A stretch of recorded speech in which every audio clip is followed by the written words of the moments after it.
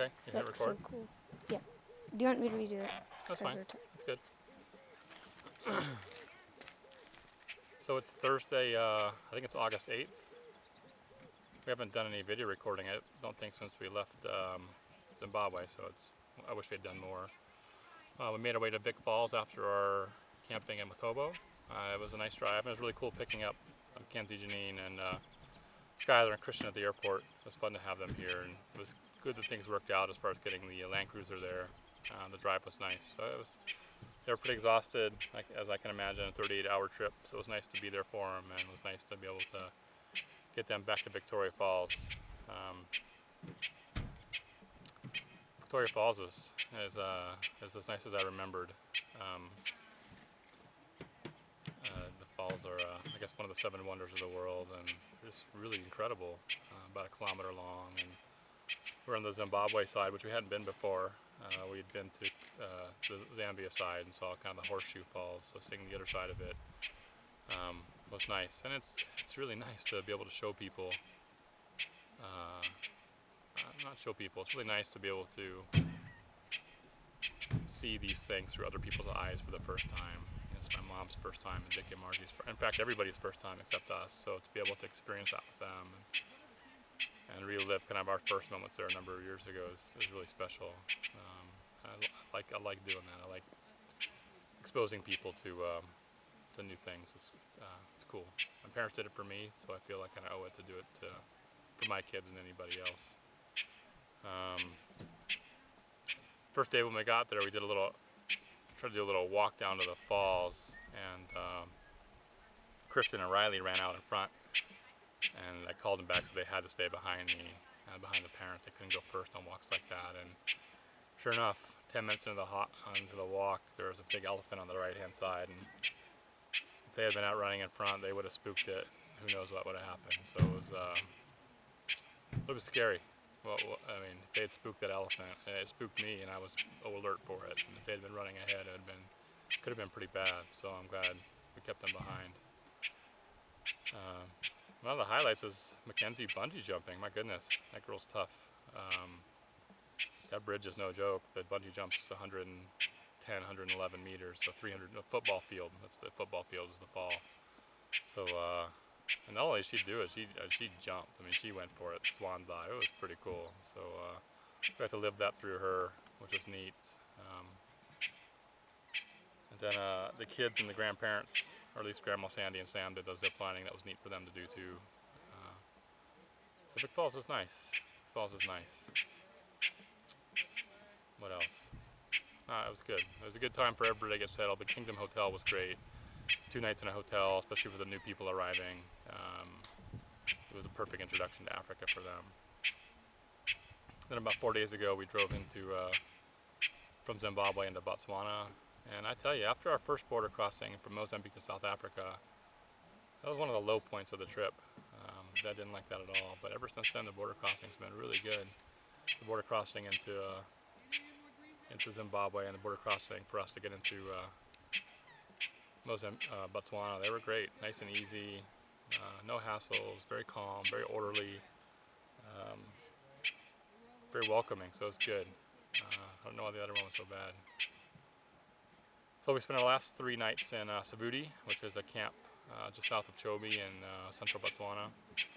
I gotta say, it's a little disappointing, the game. There's lots of elephants, which is great, lots of impalas and kudus and giraffes, warthogs.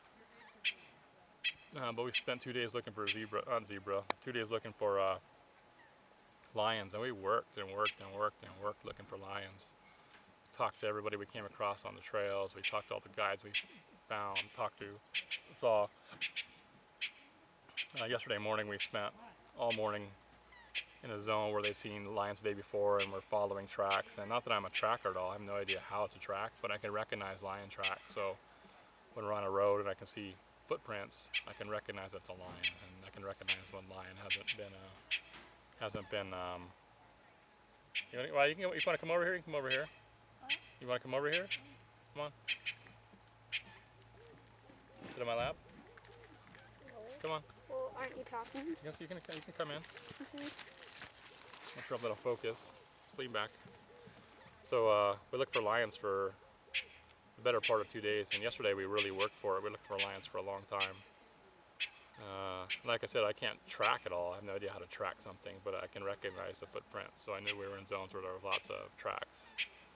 Therefore, lots of the lions. We just couldn't find any, and I was getting frustrated. I was feeling a lot of, I don't know, feeling pressure to find lions for people because, I don't know, I want people to have a good time and I want to see lions too. Um, Water crossings. Water crossings concern me, you know, driving across water because you never know what the bottom's going to be like. And it has, it's caused conflict with people on this trip. It's just the way it is. Some people are more comfortable with the risk, me, and other people aren't so comfortable with the risk, and I understand that and respect that. But I wouldn't take risks that I thought would have severe consequences. You know, we're in a game park. The ground is real sandy. It's real sandy, so it's not muddy. A lot of times you can see through the water. You can see the sand below, and you see birds walking around in it. So you got a sense that, you know, they're shallow, a foot deep or so, or more. But like, you know, Michelle freaks out over the water crossing, so it provides conflict because some of the park areas have to be accessed. The only way they can be accessed is by going across the water. So it's provided tension in the group. It's understandable. And only one water cross. We probably crossed water. I don't know how many times. 20 times. Yeah, a lot. Maybe 20 water crossings, and only one we wouldn't do again. But all 4 trucks got across it, so you know we did it. But it was deep. I mean, it went up to halfway up the windshield on a big dip, and so I understand. I understand. But I'm also super driven to see everything I can. So anyway, the water crossings, they're funner than hell though. And you blast through them and there's water spraying up and coming in through the dashboard and coming in through the glove box and filling the floor with water. It's fun. It's fun. Spraying. It's cool. It's a lot of fun. But it has provided conflict. And you know, other areas of conflict, quite frankly, have been the push. You know, I have a lot of push to be on safari every day, all day long. You know, I want to get up at 6 and I don't want to be back to camp until sunset, sunrise and sunset. I want to be out there all day long, and I don't think anybody else really does. Maybe you do. I don't know. Connor does. I just don't want to miss anything. You know, I can relax later on. So we have settled into a pattern of going out in the morning, coming back around 10 or 11, letting people relax for a couple hours, going back out at 2 o'clock. But there's just been compromises. Yeah, you know, and you know, actually, kind of a pain. We do have a lot of leaders on this trip. A lot of people who are successful in their work careers and leaders in their work careers and leaders in life, and a lot of type A's. So we need a lot of type A's together. You know, it's just the way it is. It's okay. Just trying to manage that. Feel like I'm managing too much. Feel like I'm working a little bit. It's okay. So water crossings, they're cool, they're fun, that's provided conflict, and it is what it is. Anyway, the highlight of the trip yesterday was after a water crossing, which we discussed, and some people said no, some people said yes. We ended up going for it into this big, open, grassy savanna, just yellow as far as the eye can see, and elephants off to the right. The elephants are off there. Like 50, and we were going to turn around. Yeah, 50 elephants over there. It was out of a magazine picture. And coming up this little crest, and you know, I was in the lead car, and we couldn't see anything over the hump of the crest. Again, I got this like wheat field looking yellow sunset, stunning. I was about to turn around. I was actually riding with Mackenzie, and so let's just go over the crest and look over the top of that crest. And saw a bunch of cars off in the distance. You know, whenever you see a bunch of cars stopped, it's for something. In the savannah, you know. So it's either, in my mind, it's either a cheetah or lions, because leopards wouldn't be in the savannah. So now we're going balls out to get to those cars. It's probably, 5-minute drive, looking at the binoculars, and sure enough, man, lions, finally lions. So it was 2 females and 4 cubs, and it was gorgeous. Just the sun setting, they're in the tall grass. The cubs are really, really young. I mean, they hadn't been walking for very long. And they just sauntered past us. It was spectacular. It was really cool. It was a big relief for me. A lot of weight off my shoulders. I don't feel pressure anymore to find people lions because they've seen them. So everything now is bonus. What else? Driving in sand. Okay. When we lived in Kenya, all the roads were. How were all the roads, Riley, in Kenya? Bumpy and bad. What color were they? Like, I don't know, brown. Brown. So what were they made out of? They're made out of sand. Sand and dirt. More dirt than sand. So all the roads here are just sandy. I don't know how anything grows here. The sand is just sand. It's like driving on the beach sometimes. And it's really challenging driving. To not get stuck in the sand takes a lot of skill, quite frankly, and a lot of work. You're constantly shifting up and down and slowing down, bogging down, and shifting into a lower gear, and hitting the gas hard so you can jump back out of it, kind of plane out of it. And it takes a lot. The driving here takes a lot of work and a lot of concentration and a lot of effort. And I tell you what, people who've been driving, myself excluded, Mackenzie and Grandpa Dick and Scott and Sally, man, we've all done it. I'm proud of everybody. They've been busting ass through the sand, and it's not easy. It probably took a day for us to start feeling comfortable, start learning. It's definitely a learning curve with the sand. But man, oh man, they're doing great. They're doing great. So today we drove from Savuti to where are we at now? Third Bridge campsite in the central Botswana, kind of we're part of the Okavango Delta. I love saying that. I've always wanted to come to the Okavango.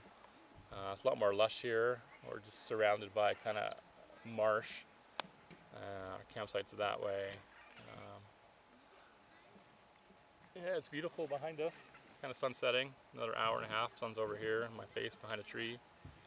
Really looking forward to the next 2 days of safaring. It's supposed to be good safaring here, and I don't feel pressure to find anything. We just go out and have fun and find stuff. It's been good. It's hard.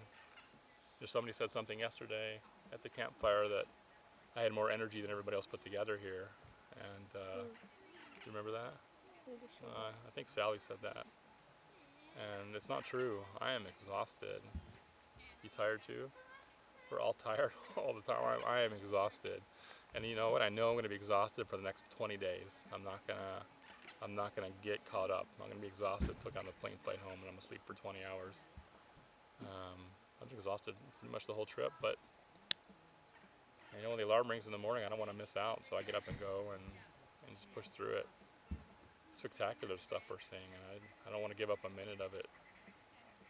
And I don't know, maybe I'm pushing people a little bit hard, getting people rousted in the morning and getting people up, and I don't know, telling people it's time to go and turning on my car engine as a hint that it's time to go. So I don't know. I guess, I don't know. I don't feel too bad about it. I know some people don't like it. But it's just what it is, huh, bud? Yeah. Yeah. Want to say anything? Don't say anything about Vic Falls or Shimoyo at a hotel or Savuti or how was ziplining? Oh, ziplining was fun. Yeah? How was it? I didn't go ziplining. I was too scared. It was across the gorge. Of what river? Victoria Falls River. No, what river? Zambezi River. Zambezi River, good. Yeah, the Zambezi River. And so our friend Mackenzie, she went bungee jumping. She did. She loved it. And then me, Skylar, Connor, Sam, Grandma Sandy, and Maggie, we all went ziplining. And so it's across the huge gorge, and looking at it looks kind of scary because it's so steep. But when you get on it, it's fun because all the wind's just blowing in your face.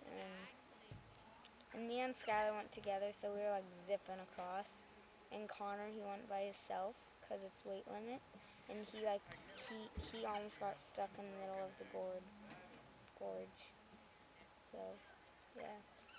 It's been nice having has it been nice having Christian here? Yeah. Cool, huh? Now I actually have someone that's at my school that actually has been to places that I've been to, Yeah, it's so I neat, can huh? talk with Yeah. them about it. Yeah. Ooh, I cry. It's really special. It's really special being out here with everybody, and the kids and family. I wouldn't change it for the world. It's just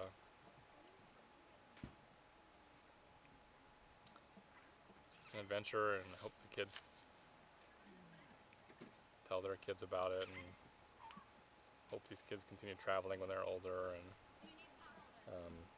I hope I'm like my mom.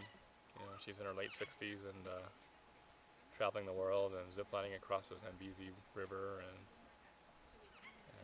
not just traveling to Europe, traveling to crazy places. You know, I mean, we're in the middle of nowhere. You know, central Botswana and the national park. Sunset, dirty as can be. I am disgusting. My hair's full of dust. My face is dusty. And my feet are disgusting too. Feet are disgusting. Even though I took a shower yesterday. Yeah, we're filthy. You're like a pig in a pig pen the whole time you're here. We're about halfway done. It's kind of sad, but you know, It's going by fast. fast. But I can't wait to get to the Atlantic Ocean to say we've done it. We've crossed Africa, so it's really cool. Really cool. Yeah, wonderful. So far, so good. Anything else? No. All right. Having fun? Yeah. Me too. There was like these flying ants around. There's all kinds of flying stuff around. Oh, there's a mongoose. Yeah, there's a mongoose.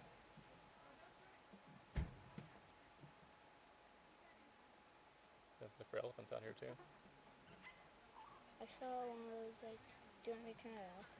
Sure. Bye bye.